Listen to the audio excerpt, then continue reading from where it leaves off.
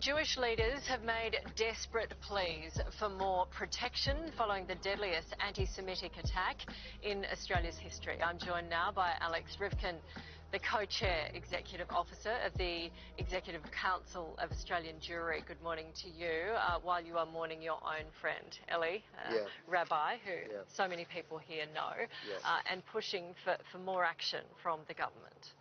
Yeah, I mean, you kind of wonder what action is even possible at this point in time. I mean, the action was necessary before our people were just slaughtered like animals at this place.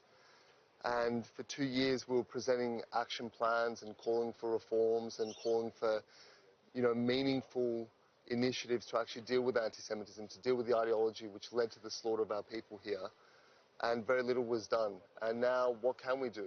Build higher fences, have more security cameras.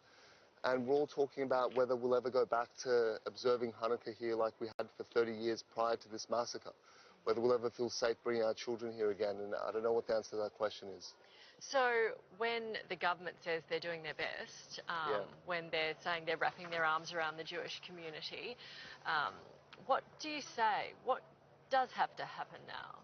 Well, look, it's all good and well, to condemn and to utter words of support and solidarity after people have been massacred. That's not a difficult thing for leaders to do.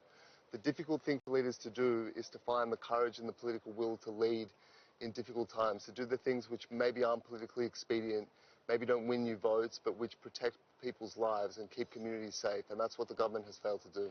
So if you were Anthony Albanese and you're watching this now, what do you do?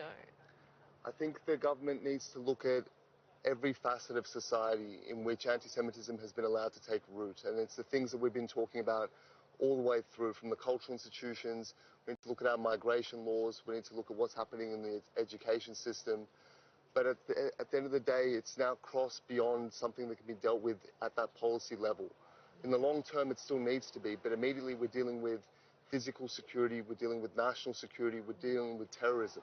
We were invaded here. That's what happened here. In the last 2 years, there were attacks carried out by the Iranian regime on Australian soil, at least 2 such attacks. The murder that happened here was, again, an act of war perpetrated against civilians in this country. I think we need to understand we're at war now, and we have to meet that challenge. Okay. Thank you so much, and our condolences again, especially for your friend, Ellie. Thank you so much. Who I know you're mourning at the synagogue last night. Thank you, I appreciate it. Thank you so very much. Thank you.